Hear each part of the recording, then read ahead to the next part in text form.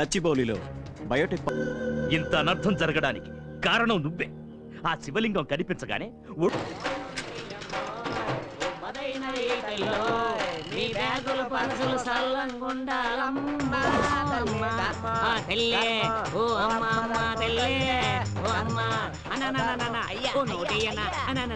అది నాదిరా, నువ్వు no cake. అక్క చెల్లి, నీ అన్నయ్య చేత్తో ధర్మం చేయండి. కంపెనీ కావాలా? నోరు మీరు సచ్చినోడా. ఏంట్రా ఇది? రూపాయి. అయ్యి బాబు, రూపాయే? ఓ రూపాయికి ఏమవుతుందిరా? వస్తుందో రాదో నాకు తెలియదు కానీ బెచ్చమడి గారు వేశాను. మేమన్నా కామన్ పీపుల్స్ అనుకున్నావా? ఉదర్ దేకో బోర్డు. ఏదో మన హైదరాబాద్ అలా అయిపోవాలి, ఇలా అయిపోవాలి, పెద్ద హైటెక్ సిటీ అయిపోవాలని కలలుగంటారు. తెల్లవారులు నైట్ క్లబ్లు తిరుగుతూ పోలీసు వాళ్ళు పట్టుకుంటే డబ్బులు ఇవ్వడానికి మీకు ఏ నొప్పి ఉండదే? అడ్డదారుల్లో సంపాదించిన తిని చచ్చేలోగా నాలాంటోడికో 10 రూపాయలు బెచ్చవేస్తే నీ సొమ్మేమన్నా పోద్దనుకున్నావా? అఫుట్లో బఫు బిచ్చగాళ్ళకి ఎంత కోపమైందిరా? ఎవర్రా బెచ్చగాళ్ళు? రేయ్, ఈ చాంద్రాన్ కొట్ట ఏరియాలో మా హవా ఎలా నడుస్తుందో నీకేమన్నా తెలుసా? అన్ని పోలీస్ స్టేషన్ లో మా గురించి అడుగు, తెలుస్తుంది. ఏంద్రా రౌడీలా మాట్లాడుతున్నారు? లాగి పెట్టి ఒకటి ఇచ్చాను. ఎవరి మీద చేయొచ్చు?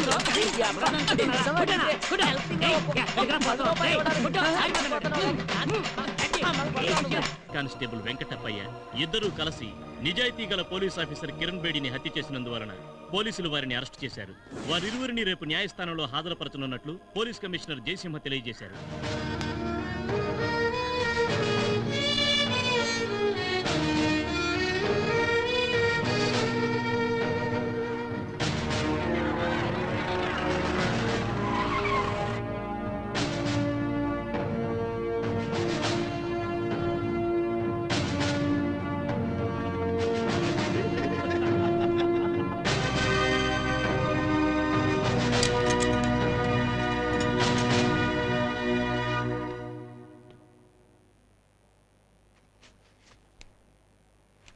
వదలకండి వాళ్ళిద్దరిని. రండిరా, వేసేద్దాం.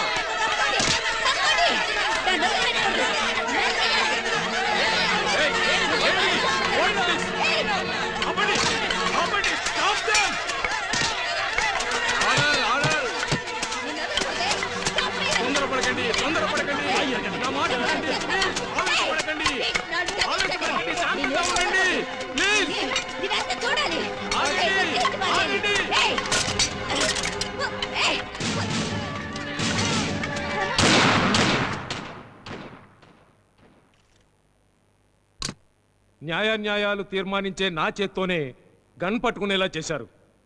కిరణ్ బేడి మీద మీరు పెంచుకున్న అభిమానాన్ని ఆవేశంగా మార్చుకోవద్దు. చట్టాన్ని మీ చేతుల్లోకి తీసుకోకూడదు. న్యాయాన్ని రక్షించడానికి మేమున్నాం. ఇది న్యాయస్థానం. దీన్ని అవమానించకండి, గౌరవించండి. దయచేసి అందరూ వెనక్కి వెళ్ళండి. వెళ్ళండి, ప్లీజ్ వెళ్ళండి, వెళ్ళండి. Please proceed. ఈ హెడ్ కానిస్టేబుల్ వెంకటప్పయ్య కిరణ్ బేడి గారిని పోలీస్ ఆఫీసర్ని చేసింది డబ్బు సంపాదించాలనే దురుద్దేశంతో. దానికి కిరణ్ బేడి గారు సహకరించలేదు. ఆ టైంలో పాలకొల్లులో పిక్ పాకెటింగ్ చేసే ఈ భాగ్యలక్ష్మి చూడ్డానికి తన కూతురులా ఉండడం వల్ల ఈమెని అక్కడి నుంచి ఇక్కడికి తీసుకొచ్చి వీళ్ళిద్దరూ కలిసి కిరణ్ బేడిని హత్య చేశారు. కిరణ్ బేడి స్థానంలో ఈ భాగ్యలక్ష్మిని కూర్చోబెట్టి మొత్తం పోలీస్ డిపార్ట్మెంట్నే చీట్ చేశాడు యువర్ ఆనర్. నిజాయితీ పరురాలైన కిరణ్ బేడిని హత్య చేసిన ఈ హంతకులిద్దరిని సెక్షన్ 302 ప్రకారం కాదు, ఈ ప్రజలందరి సమక్షంలో ఉరితీయాలి యువర్ ఆనర్. Order, order. ఈ హంతకుల నిజస్వరూపాలను బయటపెట్టిన ఆ ముగ్గురు పెద్ద మనుషుల పెద్ద మనసును తమరు గుర్తించి శాసనసభ ముందు రాతి కాదు కాదు కాదు కాదు కంచు విగ్రహాలను నిలబెట్టాలని కోరుకుంటున్నాను యువర్ ఆనర్.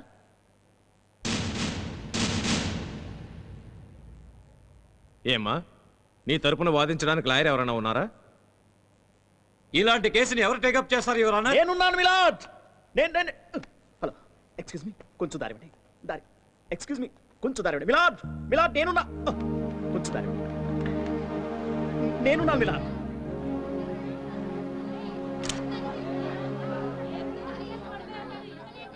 ప్రొసీడ్. పోయి దీని తరపున వాదించడానికి సిగ్గులేదురా నీకు? జనాలు చెప్పులు విసిరేసిన ఈ కేసు వాదించాలనిచ్చావే, నీకు సిగ్గుగా లేదా? With your kind permission milord. సిగ్గుదేనికి మై డియర్ లెర్న్ ఫ్రెండ్. మన ప్రియతమ నాయకురాలు ఇందిరాగాంధీని కాల్చి చంపారు. నేరస్తులెవరో మనందరికీ తెలుసు. అయినా వాళ్ళు నిరపరాధులంటూ 10 ఏళ్లు వాదించారు. ఎవరు? మన లాయర్లే. అలాగే రాజీవ్ గాంధీని హత్య చేసిందెవరో తెలిసి కూడా వాళ్ళని రక్షించాలని చూసిందెవరు? మన లాయర్లే. వాళ్ళు నిరపరాధులని వాదించింది కూడా మన లాయర్లే. పార్లమెంటులో బాంబు పెట్టారు. కానీ మొన్నటి వరకు వాళ్ళు నిరపరాధులని వాదించింది మన లాయర్లే. సమాజంలో నేరస్తులు దొంగలు కావలసినంత మంది ఉన్నారు. ఉన్నారా? ఉన్నారు. ఎందుకని? మనలాంటి లాయర్లు వాళ్ళని రక్షించడం వల్ల. మిలాద్, అంత పెద్ద కేసులతో పోల్చి చూస్తే దిస్ సీమ్స్ టు బి ఏ పెట్టి కేస్ మిలాద్. అందుకని వాళ్ళ నేరం నిరూపించేంత వరకు వాళ్ళు నేరస్తులు కాదు, నిందితులు మాత్రమే.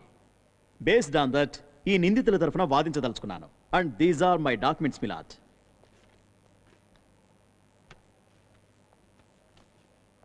మిలాద్, నా ల్యాండ్ ఫ్రెండ్ ఇందాక అన్నట్టు ఆ ముగ్గురి తాలూకు కంచు విగ్రహాల్ని అసెంబ్లీ ముందర తర్వాత పెట్టొచ్చు కానీ అంతకన్నా ముందు వాళ్ళని బోన్లో ప్రవేశపెట్టండి.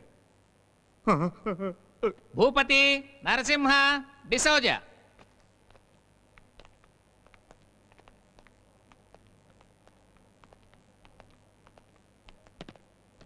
నమస్కారం గురు. కోర్టుకు పెట్టండి. నమస్కారం. చూడండి, ఆ బోన్లో ఉన్న ఆవిడెవరో మీకు తెలుసా? ఎందుకు తెలీదు? మన కిరణ్ బేడిని చంపిన పాలకొల్లు భాగ్యలక్ష్మి. కాదు, కిరణ్ బేడి అని నేనంటాను. లేదు సార్, కిరణ్ బేడి ఖచ్చితంగా చచ్చిపోయింది. ఈమె పేరు భాగ్యలక్ష్మి. అంత ఖచ్చితంగా ఎలా చెప్పగలరు? కిరణ్ బేడి చనిపోయింది కాబట్టి. కిరణ్ బేడి చనిపోయిందని మీకెలా తెలుసు? అరే మేము చూసాం సార్. ఏం చూసారో కోర్టుకు చెప్పండి. సార్, ఈవిడ కిరణ్ బేడిని చంపడం మా కళ్ళారా చూశాం సార్. బాగా మేనేజ్ చేసావు. ఎక్కడ? మెదక్. వరంగల్. హైదరాబాద్. Warangal, Medak, Hyderabad, Warangal, highway, highway. కన్ఫ్యూజనా? No no confusion. ఏదో ఒకటి చెప్పండి. Medak. Medak, Warangal, Hyderabad highway. Point may please be noted milord. మీరు మెదక్ ఎందుకు వెళ్ళారు? ఫామ్ హౌస్ పర్చేజ్ చేయడానికి. Farm house. ఓకే. మీరందరూ మెదక్ వెళ్తుండగా ఈవిడే కిరణ్ బేడిని హత్య చేయడం మీరు కళ్ళారా చూసారా? చూసాం. చూసాం. ఏ టైంలో? మధ్యాహ్నం. పొద్దున్నే.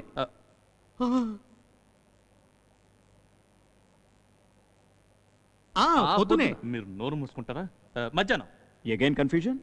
పొద్దున, రాత్రి, మధ్యాహ్నం. Point may please be noted my lord. ఏంటి మై లర్న్ ఫ్రెండ్, హోంవర్క్ సరిగ్గా చేయించలేదా? కిరణ్ బేడిని హత్య చేస్తూ ఉండగా మీ ముగ్గురు అక్కడే ఉండి ఎవరూ రక్షించడానికి వెళ్ళలేదు. ఎమ రైట్? అది అది అది ఎందుకు వెళ్ళలేదంటే నాకు అర్థమైంది. Difficult my lord. పాపం ఆ సందర్భంలో చాలా భయపడి ఉంటారు. అందుకే వీళ్ళేం సహాయం చేయలేకపోయారు. అవును, దుర్గాదేవిలా చాలా కనిపించింది. చూడండి. భయంకరంగా ఉంది. చూడండి, కిరణ్ బేడిని హత్య చేసినప్పుడు ఈవిడ చేతుల్లో ఏ ఆయుధం ఉంది? కత్తి. Good, very good. కనీసం ఇప్పటికైనా మీ ముగ్గురు ఓ అండర్స్టాండింగ్ వచ్చారు. అవును సార్. పాపం చనిపోయిన కిరణ్ బేడికి మీరు ఏ సహాయం చేయలేకపోయారు. కనీసం బాడీనైనా పోలీసులకు అప్పగించవచ్చు కదా? అంత ఛాన్స్ ఎక్కడ ఇచ్చిందండి? ఈవిడే కాల్ చేసి బూడిచ్చేసేసింది. బూడిద. మిలాద్, అంటే బాడీ మొత్తం కాలి బూడిదయ్యే వరకు మీరందరూ అక్కడే ఉన్నారు, రైట్? అదే. అంటే మిలాద్, హత్య జరుగుతూ ఉండగా చూస్తూ నిలబడ్డాం. శవం కాలి బూడిదయ్యేంత వరకు ప్రత్యక్ష సాక్షుల్లా చూస్తూ నిలబడ్డామని వీళ్ళు చెప్తున్న కట్టుకథలు వినడానికి చాలా బాగుంటాయి మిలాద్. జడ్జి గారు, No, sir, no. జడ్జి గారు, ఇది కట్టుకథ కాదు. కిరణ్ బేడిని చంపుతుండగా చూసింది నిజం. మిస్టర్ నమ్మండి. భూపతి, మీకు కొడుకు ఉండాలి కదా? అతను ఎంతో బాగా చూసుకున్నారు కదా, ప్రాణప్రదంగా. అలాంటి కొడుకు, పైగా వంశోద్ధారకుడు, ఈ మధ్యనే చనిపోయాడు, right? Mister Bhupathi, look at me. నిజానికి మీ కొడుకు చనిపోలేదు, హత్య చేయబడ్డాడు. ఆ విషయం మీకు తెలుసు. ఎవరు హత్య చేశారు? భూపతి, ఇటు చూడండి. ఎవరు హత్య చేశారు? మీ కొడుకును హత్య చేసింది ఎవరో మీకు తెలుసు. హత్య చేసింది ఎవరు? హత్య చేసింది ఎవరు? Look at me Bhupathi. Me business కి అనుక్షణం అడ్డుపడింది ఎవరు? మీ ఈ స్థితికి కారణం ఎవరు? దానిలా బతుకుతున్న భూపతి అధోగతి పాలవడానికి కారణం ఎవరు? మీ ఒక్కగారి కొడుకు హత్య కారణమైన వాళ్ళని ఏం చేశారు? చంపేశాను. మీ వంశోద్ధారకుని హత్య చేసింది ఎవరో మీకు తెలిసిన తర్వాత వాళ్ళని మీరు ఏం చేశారు భూపతి? ఏం చేశారు? చెప్పండి. చంపేశాను. చంపేశాను. ఉద్దేశపూర్వకంగానే చంపేశారా? చంపేశాను. చంపేశాను. చంపేశాను. అయితే కిరణ్ బేడిని హత్య చేసింది మీరే. నేనే చంపేశాను. నేనే చంపేశాను.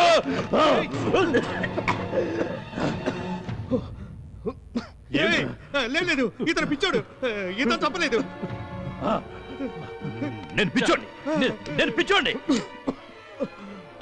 That's all మిలాట్. ఇతను పిచ్చాడు పిచ్చాడు ఇతను నిజంగానే పిచ్చాడు. జడ్జి గారు ఇతను ఎవరిని తప్పలేదు.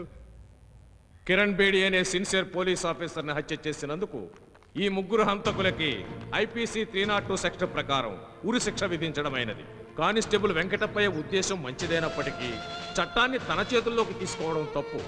దేశ రక్షణకై సేవ చేసే ప్రతి వ్యక్తి పోలీసేనని కాన్స్టిట్యూషన్ ఆఫ్ ఇండియా పేర్కొంది. ఈ ఆధునిక హక్కు ప్రకారం భాగ్యలక్ష్మి మరియు కానిస్టేబుల్ వెంకటప్పయ్యలకు కోర్టు క్షమాభిక్ష ప్రసాదిస్తూ 6 నెలల సాధారణ జైలు శిక్ష విధించడమైనది. భాగ్యలక్ష్మిలోని సేవా దృక్పథాన్ని పరిగణనలోకి తీసుకుని శిక్షానంతరం ఐపీఎస్ పరీక్ష పాస్ అయి పోలీస్ శాఖలో ఉన్నతమైన పదవులు అలంకరించడానికి అవకాశం కల్పించవలసిందిగా పోలీస్ శాఖను ఆదేశించడమైనది.